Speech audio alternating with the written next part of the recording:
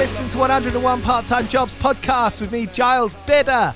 This is where we hear from musicians and artists who are making it work despite all the odds, and our guest today has been doing that for decades. Don't want to lay him out to dry, but Bob Mould has been around. You know what I'm saying? He's been around since before I was born. He's been prolifically making these battle acts, punk rock, pop rock tunes. Husker Du, one of the, the band that connected hardcore and punk rock. Sugar, Copper Blue, his solo stuff, absolutely phenomenal. His new record, Here We Go Crazy, is out now. I saw him play solo the other day at the Lower Third in London, just down the road from where the Astoria RIP was. And as one person, I was like, how is he making this much sound? He didn't even have the right amp. And it sounded like I was like having my shoulders pinned back against the wall. Yeah, here's Bob Mould on 101 Part-Time Jobs. We start about his career in wrestling, in pro wrestling, which I didn't know much about. So here we go. This is Bob Mould on 101 Part-Time Jobs. Thank you so much for listening. If you're able to subscribe, we'd massively appreciate that. We're a small independent company. We love doing these chats. We want to contribute to the music scene we love, and we're so happy to have you here. After the jump, it's Bob Mould here on 101 Part-Time Jobs. 101 Part-Time Jobs. Alex was saying you've done some writing for wrestling. Yeah, that was a crazy job. So, yeah, as a child, I loved pro wrestling. I grew up in the Adirondacks in northern New York State.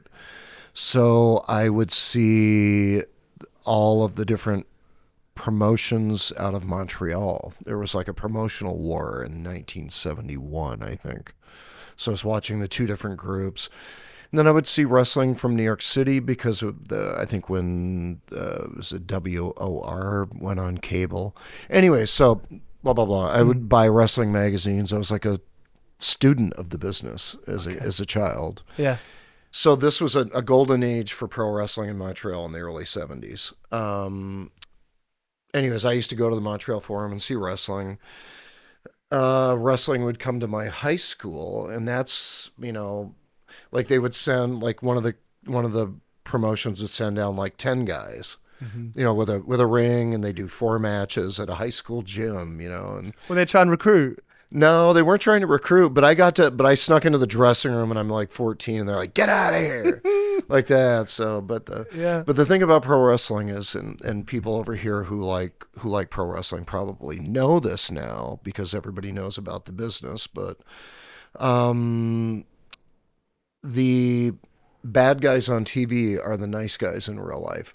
Right. So, and I found it out that night because like the guys that fought each other in the main event, the baby face came up and I wanted to take a photograph of him. He's like, no, get away from me, kid. And of course, Hans Schmidt, the evil German, who's actually Guy LaRose from suburban Montreal, he came up and he was the villain. And I was like, may I take a picture? Oh yeah, I got all the time in the world. That's awesome. Were you that kid? Did you have a bit of gumption? A little bit. Well, I mean, around pro wrestling, yeah, because I loved it. Mm-hmm. But yeah, so as time went on, through my 20s, my 30s, I got to know a lot of people in pro wrestling, because they knew I was a fan and I would talk about it in music press. So, they would sort of wise me up to it. Right. Yeah. And then in the fall of 1999, a dear friend of mine who was one of the arena bookers for a company called World Championship Wrestling out of Atlanta, Georgia. They had Monday Nitro, like Goldberg and Sting and Hulk Hogan and right. NWO and all that. Big names. Big names. He called and said, we are having a change on the creative team. Do you want to come in and try to help? I said, sure. I don't know what I'm doing. I know things, but I don't know what I'm doing. So I got in there and, I got indoctrinated and they're like, who the hell are you? And then, I'd just be sitting around listening. And they'd look at me, what do you think?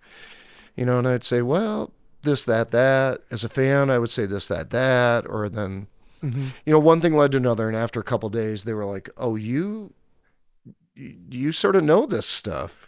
Like, you don't know how the sausage is made, but you know what the sausage is." Well, that's it. In wrestling, you got kayfabe, Yeah. right? Oh, yeah. And so I've never quite known whether to talk about kayfabe or keep it in kayfabe land. Is there a line? Is there just a kind of a line to be felt out there? Well, I mean, when I got smartened up, and they said kayfabe, like when I was this is like 1983, 1984. When I heard kayfabe, and I said, "What's kayfabe?" and the guy smartened me up, said, "Kayfabe is this," and I said, "Got it." But you didn't think it was real before then. I mean, outside the athleticism of it. I knew it was predetermined. I knew it was cooperative. I knew it was choreographed. None of it is fake. Everything you see is real. All of the physicality is real. All of it hurts. So what then is kayfabe? Because kayfabe is when it is the word that people used in the back when an outsider was mingling around the boys, when the boys were talking amongst themselves, like working out a match. We're going to do this. They're going to do the ref bump. Chair slides in. Heel grabs the chair. Heel hits the baby face. Heel falls down with the chair as if the baby face hit him. Ref gets up, disqualifies the baby face. Yeah. If I were an outsider and I walked into a dressing room, the first word I would hear would be kayfabe. And then the boys would just look at each other and they would stop talking. Oh, it's like mum's the word. Yep. Mum's the word. Kayfabe. Got it. That's so interesting. I mean, and thinking about how that is like an industry, right? And like music, it's entertainment. People who get involved into it want to get involved. Yeah. I imagine there's not loads of money until a certain point, and obviously there was that boom in the early noughts. There was with wrestling. There was the first WrestleMania era. Hogan leading to Hogan Andre at Mania 3, and then. That pocket of 7-8 years where things were strong, and then it went down, and then it came back, 97, I guess, with NWO in the South, Rock and Stone Cold Steve Austin up north. Yeah. And then that was a big boom period. You stuck with it? Yeah. Well, I worked in it for 7 months, and it was crazy. I mean, it was nuts. It's like, they put me the first Monday night TV. They put me in a room with Hogan to try to sell him on an angle, and that did not go well. An angle of kayfabe. Well, like we're gonna do this, we're gonna do this. He's like, what? He says, he says, "I hear you're the new guy, brother. What do you got for me?" Like he's not gonna do anything I say, but he's like, "What do you got for me?" I was like, "Okay, well, this is what I see. This is what I would see. Coming off of last night, we're gonna do this." Dang is a new heel. We send him out. We're in North Carolina. Dean, what's his name, was the coach of the basketball team. I said, so Sting goes out, does cheap heat. So, I see you fans. Oh, you fans, the Dean Dome. This is the Dean Dump.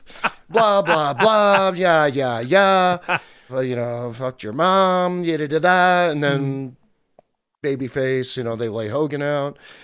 3 hours later, Spirit of 76, and I'm doing all this to Hogan. He's just looking at me like, "Who the fuck are you?" So, but as the weeks went on, 7 months, you were there. Well, the person who's right behind the curtain on the headset with the truck, and on a wireless mic to the referees who have a wireless earpiece, that person is in charge of speeding up and slowing down the show, telling everybody what to do when. After 5 weeks, they put me in that spot. No. Yeah, 4 million people watching every week live on television, and I'm having to do a 3-hour show with a guy in the truck, producing the show, who's been doing it his whole life, and he was just like, "How did you figure all this out so quick?" Yeah. I'm like, "I don't know, I don't know." And they liked you. Yeah, they did. I was running with the boys, going to the gym, doing all of it. It was insanity. What year was this? Fall of 99 till about Easter 2000. Okay, so there were fans of your music. They were fans of Sugar. A couple of the guys knew my work. Yeah, that must have helped. Yeah, it actually made it a little bit awkward, because if it was one of the wrestlers and they would be marking out on me, then, it sort of puts the obligation on me to do a favor for them, which is I didn't have clearance to do that. So there's a bit of favor game in there. Yeah. Yeah. Right. Yeah. Oh my God, you're the best. See, I'm naive. I'm like novice. Yeah. Well, it's just like anything, like somebody comes up and compliments the hell out of you, then they're like, what can you do for me? And was that cool in your life after, years playing music and touring all the time and writing songs and producing records to use your brain for something just completely different? Completely different. I don't know why it was so easy. It was a challenge for a little bit. And then once I got the hang of it, it was just like, I'm going to keep learning every week, but now at least I know what I'm supposed to be doing. Mm-hmm. And I'm actually getting good at what I'm doing because everybody around me is saying, you're doing a great job. Keep doing what you're doing. This is what you should do. So why'd you stop? They had a regime change. Mm-hmm. As what in pro wrestling, what happens, usually there's somebody who owns a company and they hire the story writers. And after a while, story writers in pro wrestling get burned out. Mm-hmm. So then they do a regime change. I got caught up in a change. So they brought in a new boss, and I knew I wasn't going to see eye to eye with their philosophy of pro wrestling. Okay. And what was that? More tits and ass, more foul language, less about winners, losers, personal possessions, actual, believable conflict. Yeah. Which was what I was into, and the new folks were into the showbiz, pyro, ballyhoo, TNA, cursing, and I was like, this will not work at all. I should just leave. So, early 2000s, everything was shiny. Pop bands. Oh my God! I mean, everything was just so shiny. I mean, it's kind of gone the other way now. I mean, you still get. I don't know. I'm thinking macro style. I'm thinking I don't know, it was the Brits the other week, so that's on my mind. But Sabrina Carpenter, she's very shiny. Yep. But so much of the mainstream isn't shiny. Yep. Taylor Swift is pretty shiny, but it has depth. Fontaine's DC, not shiny. Right, yeah. I mean... Idol's not shiny. People are discovering Pixies again. Right? Now. Younger people, Gen Z are discovering Pixies. How do you think they're finding them? Is this TikTok, moments, people... Could be. People, 3-year-olds dancing to Debaser. Yeah. I mean, what are we doing? I think Fontaines have a lot to do with that. Because, if you've got someone's older sibling, the classical way, you like this, you like that. Yeah. Okay. There's a lot of good music out there. Man, Woman, Chainsaw was a band I saw last week. They're really great. You know who's cool over here is the Tubbs. Yeah. They've got, of course I should like them, right? Unbelievable. Their guitarist, George, is just an incredible player. And I bumped into him the other day. I was like, what are you up to? He was like, I've just come from teaching at the university. They all live in my area. Okay. And they've all been playing in bands for decades. They had a great old band called Joanna Gruesome. But I did not know that. Okay. Listen to Joanna Gruesome. Yeah. They all share bands. They're all kind of Ex-Void is another one they share. And they're good because as someone who grew up and still loves punk rock and hardcore, when I grew up, I was so excited about local shows. Mm-hmm. As you get older, you kind of, where are those shows? Yeah. And the Tubbs and their friends and their circles, that's a good reason to have Instagram for me because I found out where they're playing and I go to it. And then once you go to that show, you find out about the next show. Yep. And there are these scenes that you kind of, I don't know where to find them sometimes. Some years I'm like, I feel very out of touch. Well, that was the magic of alternative music in the 80s, indie shows, punk shows. You had to go to one to find out where the next one was. And then in the 90s with rave culture, it was the same thing.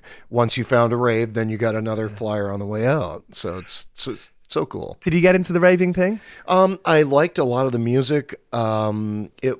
It felt a bit young for me, and it felt maybe it was a bit, I could be wrong, but it seemed like it really revolved around club drugs, and I think that's fair maybe to say. not my jam, maybe. Yeah. So big fan of the music, maybe not so much of a raver. 101, 101, part-time jobs, 101, 101, 101, part-time jobs. Your songs, I mean, listening to this new record, I'm like, your songwriting has kind of stayed in this sort of same world, but has never left this kind of poignancy for me. So I wonder, as you know, did you ever sort of sometimes go outside of that, and it's like, well, this isn't really me, actually? Did you ever have those times? I mean, Husker Du was one thing, right? We tried on a bunch of different clothes for a year and a half, and then we got our sound, and that sound became that sound that everybody says is that sound. After Husker Du, you know, Workbook, Black Sheets of Rain were very different from Husker Du. Sugar was adjacent to Husker Du, I guess, you know, more three-piece and quite Lemonheadsy. Maybe even poppier than Husker Du was. Before Lemonheads? Same time. Did you play with them? No. I did. Ben Daughtry, who played drums with Evan for a while in Lemonheads. The Australian guy. Well, Ben, I remember from Squirrel Bait. Okay. He was, because Husker Du and Squirrel Bait played together in like '85, and I remember Ben was just a crazy drummer. But yeah, that same period. After that, I think, you know, when I did all the electronic stuff like '02, '03, '04, that was pretty far out.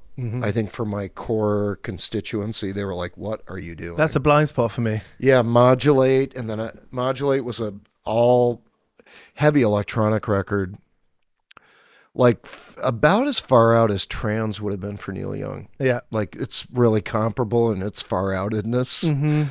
And I did a couple other things. I got deep into DJing in the aughts. Okay, I used to do. Me and a buddy had a gay bear dance party called Blow Off that was insane. We went all over America with this party. What? Playing like great music. Yeah, and you'd book the whole tour.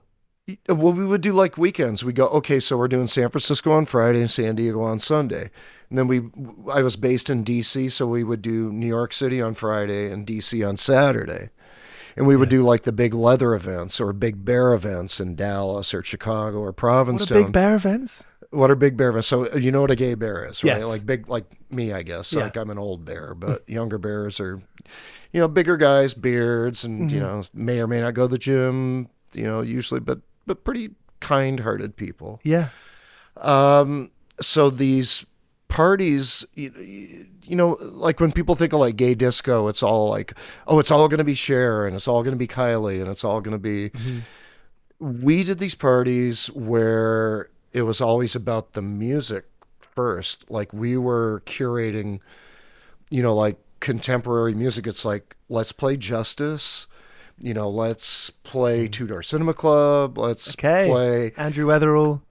Yeah, absolutely. Yeah. I mean, I used to play his remix of Soon all the time. Yeah. So good. Or, you know, stuff like that. And Rich Morrell, my work partner in Blow Off, he used to collaborate a lot with Deep Dish and with BT, who had that song, Simply Be in Love, Love, Love. So anyways, Rich used to do like a lot of remixing, like for Adele and people like that. Okay. So we were doing like a music first bear event as opposed to, you know, playing sort of gay disco with porn on the screen. We had live visuals, but it was all, you know, like PG. Yeah. So it was even sexier in a way. Yeah, cool. And the crowd was nice. Yeah. We did like 1,000 people. Damn. Just dancing their asses off all night. It's a good business. Yeah, it was fun. So that was a crazy gig that wrapped up started in '03, wrapped up in early 14. Yeah, I've lost touch with my DJ skills since then. But that was an amazing time in my life. Really fun. Has being in a band and being a songwriter, has that allowed you to kind of explore those sorts of different ways of different things to do, different projects? Well, with Blow Off, the one thing that I learned from DJing that I was able to bring to my work is how to tell a story using other people's music. Because when I was DJing, you know, I wasn't like way up in a booth. For Blow Off, we would bring the drum riser down on the floor and put bike racks around it. So we'd be down with the crowd DJing, but I could see everything. And it's really funny when you're, you know, to me, the DJ, you have to tell a story to people. And I would look out and see, oh my God, there's my friend. And he's like falling in love with another one of my friends. And they love this song, so I have to play this song right now. Yeah. Or, oh no, the opposite. You know, You're changing like, son someone. of a bitch, just like breaking up with my best friend. Like, fuck you. I have to play my best friend's favorite song, and you have to weave it into the story. So that's how I viewed it. It was like it's a soundtrack of everybody's night or romance or whatever. And of course, big events are kind of kicked off by those sorts of nights. Yeah. You know, whether you get with someone or whether you change numbers with someone, you know, Mm-hmm. these are big events for better or worse. Yeah. Those are big moments, and to be the guy controlling the soundtrack of it, you learn how to use, you know, what they love and what other people make with music, and you have to use that music to, you know, just keep the thing going. So it was pretty cool learning experience. Did you learn something from that, from listening to, you know, clubs, songs that you'd listen to in the club, or say Andrew Weatherall, like music that isn't guitar, punk rock? Has that given you some kind of knowledge or like new, fresh angle to write your own songs from? Well, I you know, once I got under the hood with electronic music and sort of figured the construction of it, you know, how you introduce things and how you create drones that keep everything, you know, keep it on a line, but then you're surprised, drop back, you know, all and things that you can't necessarily like just hear, but they're there. You know, if they weren't there, it wouldn't be the same. Yeah. It was fun for me because when I started to take it apart and learn that style of ornamentation, you know, rock music is typically, you know, traditionally it was unadorned music. You know, electronic music, it would be those things, those sort of subconscious elevators that happen over in the side of the mix, or like these sort of tinkles that sound like, you know, sparkles over there, and you know all of that extra stuff, like how one would decorate a Christmas tree, I guess. You know, those are the things that I learned from electronic music.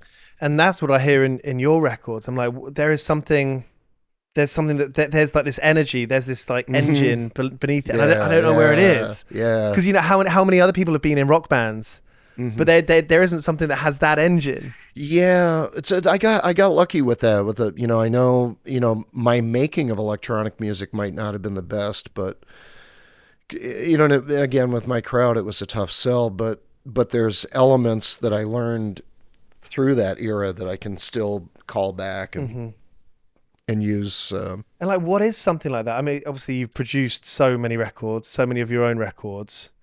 When you, like let's like do it from the start. Like, you know, if you were tracking like the rhythm section, once you got the sound of the room and the bass and the like bass, guitar, drums first, all together, get that settled. Yep. What could be something else that then gives it that punch, that gut punch? Gut punch. Well, I guess on this new album, on Here We Go Crazy, I consciously stayed further away from elaborate ornamentation. Like typically on, like, say the 5 records prior to Here We Go Crazy, there's a lot of hidden synthesizers, you know, things that, you know, just sort of like square wave bass notes that carry through, that sort of push everything in a certain direction, that are not distinguishable, but they do something. Like, as soon as I put it in, it's like, that's what it needed just for that 8 bars. The back end of the chorus needed to have more beef, more heat. It needed a new event that wasn't going to take away from the chorus, but it would push the listener deeper in. Because compression can sometimes thin the whole thing out. Yeah, it's being really aware of that. You know, like how, you know, you start pushing super low end, then everything shifts and gets hollow. And there's a start actually in the opening track of Here We Go Crazy. There is that swell, which is nice. You're almost like you're tempted to turn the record player all the way up. Yeah. And then on this one, like a song like one song that did get a fair amount of ornamentation was Hard to Get. Okay. There's a lot of like chimey bells, like actual vibes on it, as opposed to synthesizer vibes. There's like a line in it where I say, I need another lucky charm. I hear the third time's the charm. And so I did this ding, ding, ding, 1, 2, 3. It's just stuff like that where it's like all subconscious, but those are like, oh, that just needs like 3 little doorbells right there. And people will be like, where did those come from? Yeah. Yeah. It's those kind of things. That's the ornamentation. And lyrically, you got such a great way. I mean, this is one of the great things about doing these interviews is I get to tell people whose music I love that I love it, because it's community, right? It's not. Yeah. And your lyrics are so powerful. You have got such a great way of a turn of a phrase. Yes. That again, it has that gut punch thing, but it hammers it home. It's a bit of a left. There's some left hooks. There's some punches that really land. It's yeah. Yeah. Sometimes it's just it's straight and simple. Sometimes it's like for Mink Augers, it's like, where are we? Like, what are all of these images that are flying by? What does this all mean? That one is meant to be a chaotic storm. That's like to me, it's like a car on ice spinning out of control, just wiping everything out. You got good imagery. It's like it's like a series of, it's a series of places that I've been.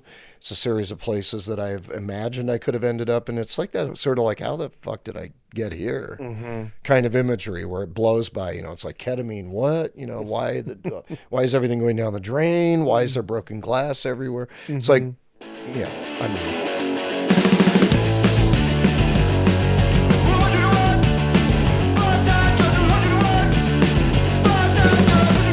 I mean, this show's called 101 Part-Time Jobs, and what started as interviewing bands who are going on tour all the time, who needed other jobs, and so there's obviously like an entertaining, obviously sad that the government doesn't give enough support for arts. Yeah, is a big conversation there. But for someone like yourself, where you have been playing music all your at this point, most of your life, my whole adult life, yeah. How does that change over the years? The music industry has changed drastically since the first records you were putting out. I mean, do you feel like you're riding it, or do you feel like you're actually in control of your own destiny? Where's your philosophy on that?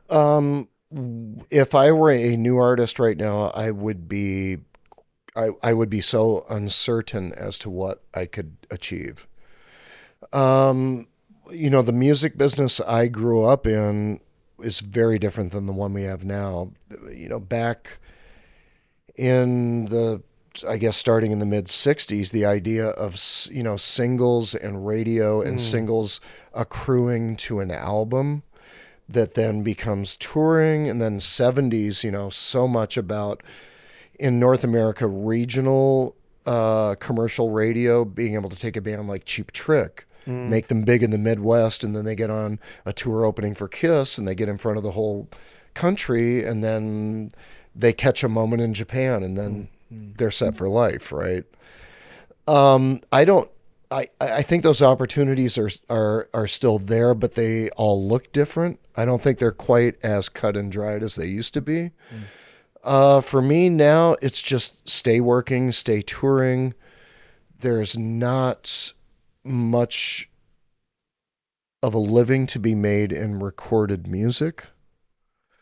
Unfortunately, it feels a little bit like the art of it, the album, is a billboard for a tour, because the money is in the tickets and in the merchandise. So that whole part where, in the days where selling records, you actually made money, like $1 an album, and people would sell 10 million albums, instead of, 150 million streams that will get you exactly one nice couch at IKEA. So it's, it's so out of whack. So it's tickets. For me, it's just, I have to keep working. I have to keep touring. I make records as a way to signal to people, not only is this sort of my new child, but this is a flair for a series of dates that we sell tickets for. And it's sort of, it used to be you toured to sell records. Now you make a record to announce a tour, which is so weird. Do you then have to organize your set list around why people might be coming to the show and which songs to play. You play the songs that you want to play. Play songs I want to play. To me, when I'm putting together, the framework for a tour, it's a tried and true method for me. It's like come out with three bangers they love. Sip of water. Hey, 3 more bangers they love. Hey, how's it going to Night City? There's a way we do this, right? It's sort of like Catholic Mass. You come in, you stand up, you sing, you sit down, you come up, you do this, you sit down, then there's that long part in the middle, then you get something to eat, you do a couple of hits and you leave. It's not that different. So you got a relationship with the audience, right? I know what they want. I know what they want. I spend a lot of time with my audience, and I know what they like. I just saw the Hold Steady the other day, and that was a good example of a band who knows their audience, the audience knows them. Yep. And there's like this real mutual respect. Yeah, they have an incredible connection with their audience. I mean, that's really the basis of it is that connection. For me, putting a set together, it's like some hits, some new stuff, put new stuff next to hits, play some deep cuts. We might, we three, the band, might jam something at sound check, like a really deep cut and go, let's just sort of throw this in out of nowhere and see what happens. And sometimes it works. Sometimes people are like, what? You up for taking the risk? Yeah, you got to. John Wurster, amazing drummer. Yeah, he's great. Who's the other guy? Jason Narducci. Yeah. Excuse me. Yeah, Jason's great. Yeah. And like it's like having half a super chunk in your band. Well, I only know John as John, but yeah. Well, John does so much else, obviously. Yeah, right? Mountain Goats is big, and then Sharpling and Worcester. His. I haven't listened to that. That was a radio show that he and John Sharpling. He seems like he's a comedy guy. Yeah, see, that's what the show is. He's quick. That's what the show is, characters and sketches and such, yeah. Good to know. So John's really strong on that, too. And he's just, John and Jason are great guys, and we travel well together, very respectful. We all grew up more or less on the same music, so we speak a common language, makes everything pretty easy. Yeah, it's an easy deal, actually. It's work. What is it as you get older? It's work smarter, not harder. Well, I'm trying to do that now. You do it? Well, you had to bike over, right? Exactly. So you're at least carbon neutral today, if nothing else. Do you feel the energy? Of like all the Green Days in the world and like Blink-182 and all that, they all say Husker Du and Bob Mould as a songwriter Sugar and all the whole thing. How big you are in just in those minds. How do you feel about that like today? Is it a feeling of like I'm part of it? Is it a feeling of maybe splintered communities? What's funny, I got on with Mark Hoppus. He has a podcast, After School Radio. After School, and it was great. It went fun. We just chatted and it was good. He's studied music, right? As in not at school, but as in like he's studied punk rock. He knows what he knows what it's about. I think it's great. Blink is gigantic, right? A huge band. To just chat with him and have him say complimentary things, I'm like, wow, that's awesome. That's like so great. Green Day, Billy's, been kind with words, or Dave, Grohl and stuff like. At some point it's celebrity, right? What's that? At some point it's celebrity. Because these guys, a lot of them are celebrities, and like the music. Now I know what you mean. Yeah, I don't think I'm a celebrity. I just do my work, but it's sort of crazy, and also like meeting, like big entertainment people who are fans. I'm just like always like, what? Because I don't know anything about pop culture, so I meet people and they come up. I'm just like, I sort of know. Like you got to forgive me because I don't watch television. Yeah. like I'm not in the loop of pop culture at all, and I totally feel like such an ass because sometimes I don't know. There is a lot of TV out there. You can be forgiven. Oh, okay. I just know who someone is. Sometimes it just happens. I'm like, oh my God, I didn't even know. I'm such a fool. Have you had to try and protect yourself? Often like if I'm doing a project and my friends are doing this and something doing that, I'm very easily distracted. And I'm not the only one, of course, everyone's a bit like that. Have you had to protect your songwriting and protect your work? Yep. When I need to get things done, I disappear. I don't socialize. If I'm in a studio, I don't go out at night and hang out with friends. I stay up until I'm ready to go to bed. I work, and then I go to bed, and I wake up and I work. I sort of have to protect my soul in those times because I have to open it up so much to do the work. Yeah. I have to be, I self quarantine, just like get out of the way. I don't tell people I'm making a record. I don't tell people where I'm making a record. I just want to, that is where I go into the casino or the cruise ship or whatever. And you don't see me for 2 weeks. And you've got to open up that heart-shaped box. You got to get vulnerable with it. Yeah. It takes, it's a lot, because it's the document, live shows, community, it's everybody getting together. It's everybody, celebrating recorded work that we know, but the act of making the work that's the grail of, that's like the special, that's what makes the whole engine go. And yeah, you got to be protective of that part of the process. That's the gold. Yep.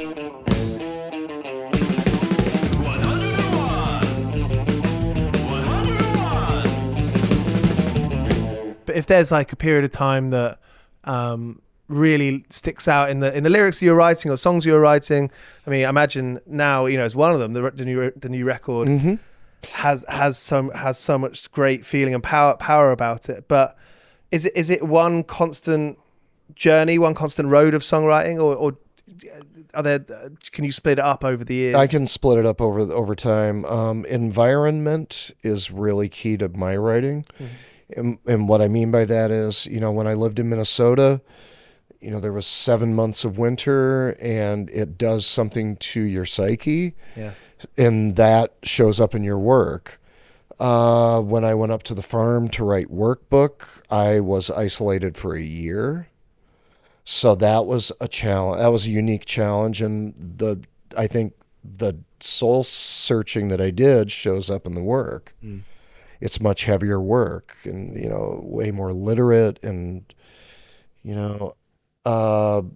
sometimes life is a party and you should just party. And I think, Here We Go Crazy is not a party record, but it's a hopeful record, and it feels like it arrived naturally at exactly the right moment, given where the world is right now. I think the new album is super familiar, super comfortable. It is. It's trustworthy. Yeah. It's like it's funny how a record can be trustworthy, right? Yeah, where it's like there's no like crazy side roads happening or dark alleys. It's sort of ferment coggers, but just one. It but it sounds like everything I do. Got something to do with Berlin, Germany? Well, that one? Oh no, Just Sunshine Rock. The album is all about my time in Berlin. The 2019 album. That was just like a love letter to my my hometown at that time. Yeah. But that's where I make the distinctions is, my physical environment, because then you're surrounded with a life made up with people and new temperatures and new tasting water and I mean, it's all of these things are all so key to the work. It's not just, the destination is, the grave. It's like, of course it is, but reminds you that life can be exciting. There's always something around the corner. Yeah, and I'm trying to enjoy it more now. I've not always been one to be content or enjoy life, and I'm recently married to the love of my life. We've been friends for 15 years and married for almost 2 now. And yeah, congratulations. Thank you. Yeah, it's quite. Yeah, I love my guy, and it's there's something nice about that towards the. In the fourth quarter, as we say in football, to sort of get settled a little bit and enjoy life and enjoy the company of people I care about. So there was Bob Mould on 101 Part-Time Jobs. Thank you so much for listening. His new album, Here We Go Crazy, is an absolute belter. He'll be back in the UK touring later this year. Be probably touring all over the world. So go and find him on Instagram, on his website, and go see it live. Thank you again for being here, and we'll be back next week with more excellent episodes. And I can actually see who we got.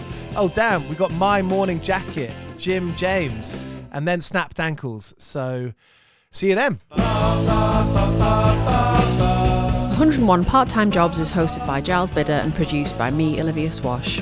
This has been a Mighty Moon Media production.